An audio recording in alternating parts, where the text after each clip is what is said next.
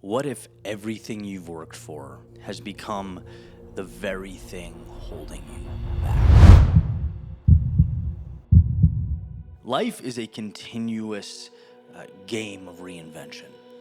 It's a process of building, breaking down what you've built, and building back again better. So, story time. I've been at this for 10 years, gang, a decade. And over that stretch, it's been a roller coaster. I've experienced some of the craziest, hardest, sometimes loneliest, most challenging times of my life. But simultaneously, some of the most beautiful, exciting, fun, and fulfilling times in my life.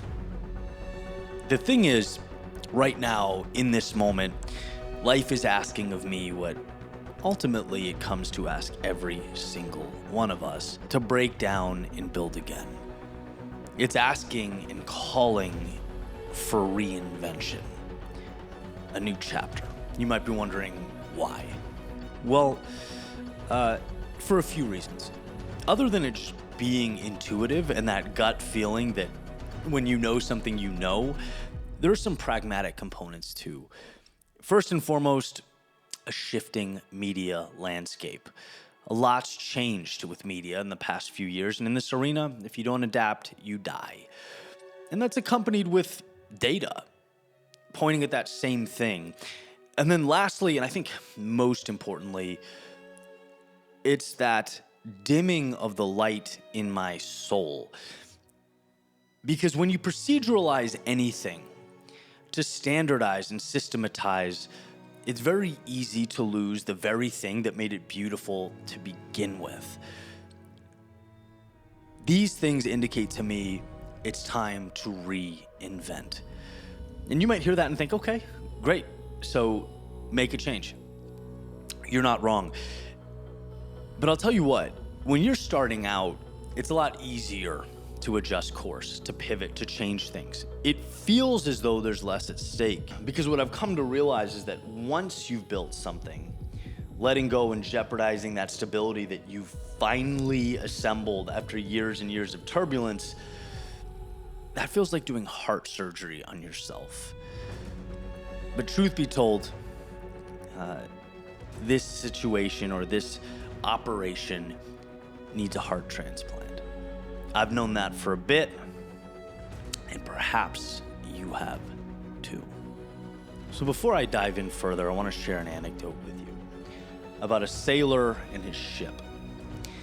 Now, this sailor, he constructed his own boat, his own vessel, piece by piece, and he was incredibly proud of the work that went into it, and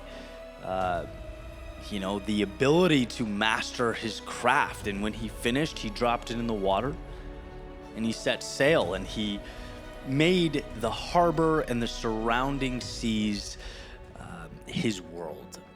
He would navigate the ship all around the area, and that was essentially where he stayed until one day he heard rumors of treasure and adventure out there. And that's what got to him. What if, he thought, I've been playing too small? What if I've outgrown this little area that I've become so comfortable and accustomed to navigating? What's more important? The safety of the harbor or the opportunity outside it? He knew the answer, right? But he also knew that the boat that he made, that little vessel, it couldn't sustain itself out there, right? In the distant oceans where the waves were bigger and the winds were stronger and things were more turbulent. He knew if he wanted to venture out towards the horizon, he would have to bring that ship in, rip it apart piece by piece, and rebuild it again. And so that's exactly what he did. He gutted it, he ripped it apart, plank by plank, and his heart ached. This was years of work. Things were stable. The ship, as it was perfect for navigating the harbor. But he also knew, again, that if he ever wanted to point that compass towards the horizon, it was time to rebuild, to build a vessel more agile, better equipped for the rough waters and the unknown. And so after stripping it down, he built it back up. And yes, it was different. There were plenty of question marks, but that was the name of the game. He put it in the water and off he went. And the idea, the moral of this story is that sometimes life calls us to strip down our vessels to its parts, to its most basic components, and rebuild it again so that we may point our compass towards a new horizon. Which brings me back to the point at hand. One of the most interesting things about creating for the quote-unquote personal development genre or niche is that people assume because you are documenting and philosophizing and talking about growth that you have it all figured out on your side of the fence. And that simply couldn't be further from the truth. What it does is provide a beautiful opportunity to keep your eyes open, to experiment, to explore, to iterate, and then most importantly, to share those learnings and lessons with others, to inspire them to do the same. Like Charlie Munger says, you are your own experiment. There is no blueprint to life. Just a willingness to push into the unknown and see for yourself what works and what doesn't. So what I'm gonna do is share 3 very specific ways that I'm reinventing my world or rebuilding my vessel. And the point here is absolutely not to say this is the way or this must be done to achieve success. The point is, sometimes life calls for a realignment, understanding that you've deviated in some way from that North Star, in that not only are you capable of recreating yourself to align, but you have the courage required to do it. So let's start with business. And I don't even like calling it that. It's a creative outlet. And when done correctly, it's the most precious thing I have. It's a vehicle to share my thoughts with the world, to create meaning and impact. But when done incorrectly, it becomes sort of a purgatory of sorts, a car without wheels. See, long story short, I've been a storyteller, creating media aimed at inspiring and helping my listeners. You can call it a podcast, a channel, a media company, call it what you will. The crazy thing is, it was fun. It was a portal to share what I felt were the most meaningful things in my life. It felt free and exciting and new until it achieved its highest point of success. And that's when it became this sort of system that required maintenance, right? Systems, they require attention and more parts and people. And before you know it, you're focusing on the operations. You're focusing on making sure the car is moving smoothly, and you forget to look at the GPS and ask yourself, where do I want this car to go? It's time to go all in on inspiration and creativity. That brings us to this last month. I sent an Instagram story out asking if anyone knew creative videographers, and a mutual friend named Ashley introduced me to Brandon, who lives down the street and has talent like few others and a love for the creative process that mirrors my own. And what's even crazier is what he told me about his journey to get to this point. And I thought it was so powerful that I asked him if he'd step out from behind the camera and in front of it to share the story. Before I even did videography, I was listening to your channel. And dude, it's crazy that we're working together because I reached a point in my videography career where I didn't have a place to live. And I didn't know what was gonna happen. I didn't have a plan. I was really scared and I had bills. So my friend Ashley reached out to me and she said, come live with me in Eugene and we'll take care of you. You don't gotta pay rent.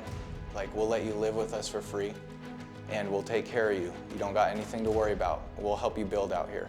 And that saved me. That saved that saved me.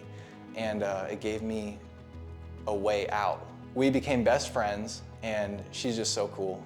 and every morning she would play Eddie Pinero videos. And it was like our morning routine. It would like get us hyped up for the day. And after that, we would just go crush the day. So it's wild that I'm working with you now, because Ashley sent me your story where you were looking out for a videographer. And I was like, no way, this is gonna work. I was like, this is actually gonna work. I know it is, because it's meant to be, because it's a full circle moment.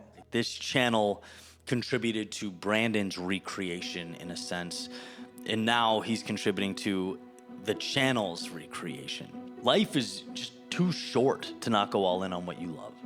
And this revamp, just like before the channel quote unquote blew up, I believe will put it right back on target. Next, let's talk about reinventing from a fitness standpoint. So until not that long ago, I considered myself a runner. I love running, I always will, but that was the extent of the identity. And anytime I try and venture beyond that, anytime I would try and do any type of weight training or anything like that, resistance training even, injury, constantly, to the point where I just sort of gave up on even trying, right? Eddie, be a runner, do runners things, clearly that's your lane. Until I moved to Arizona and surrounded myself with talented people in the health and wellness space who helped me really get beyond that limiting belief. They helped me put systems in place to reinvent myself physically, diet, supplementation, a new workout regimen, just a new way of looking at life. Rolling? We're rolling. All right, so in the name of reinvention, we're gonna go to a little street, probably a half mile up the road, there's not a lot of cars, and do some sprints. So the reason this is significant, the reason I'm including it in this, is because in the past I'd run. I'd put my running shoes on, just do 8 to 10 miles, enjoy the sun, listen to the music. It'd be sort of therapeutic, and it was comfortable to me, it's what I knew. But because my goals have changed and I'm trying to change physically, this is a sprint workout. So I think it's a series of like 10 to 12, 30-second sprints or something like that. And I want to bring you along with me, show you that I'm walking the walk and not just talking the talk. So let's go do it. Running the run. Running the run, baby. Let's do it. It's different for sure, but one of the most rewarding things I've ever done, hands down. You just feel different when you walk into the room and your shoulders are, a little bit broader. Just like, my business, it required a reinvention, a death of the old and birth of the new. And lastly, I reinvented myself from the standpoint of recovery. I used to be work all the time. That was my identity. I never shut off. I never created space to breathe. It was just always go, go, go. And it's like, I wondered why I was always sick or injured or so frequently facing burnout. And it's because, the ability to step away and recover isn't a luxury, it's a necessity. If work is swinging the axe, recovery is sharpening it. And I had to see myself not as a product of hustle culture, but as balanced, refined, and methodical with my time and my actions. So tangibly, what does that mean? Well, I'm gonna go back to Charlie Munger's quote, "You are your own experiment, see what works for you." There's been trial and error in my life, probably beyond belief, but where I've landed now is sauna and cold plunge for healing the body, for reducing inflammation, for just letting sore muscles rejuvenate so that they can give me the strength and power that I need and back me up at the gym or when doing difficult workouts, whatever that may be. Journaling, or even just sitting without a phone, right, to reflect and prioritize. It's amazing how many obvious opportunities surround us, but they go unnoticed because we simply don't stop and think. We don't pause to look. And the last piece of this is creativity, like totally detached from outcome, right? It's picking up the guitar, songwriting, on my own time. Again, with no result in mind, just being present, enjoying it. And what I've found is that recharges, my energy and ultimately inspiration. So if you're gonna work hard, you need to make sure you create time to heal, to recover, to re-energize yourself, so that, when it comes time to exhaust energy in a meaningful way, you're prepared. There's an identity shift for sure, a rebrand, but a necessary one. Because if you don't listen to life voluntarily, life will find its own method for slowing you down. And its way is very rarely the ideal way.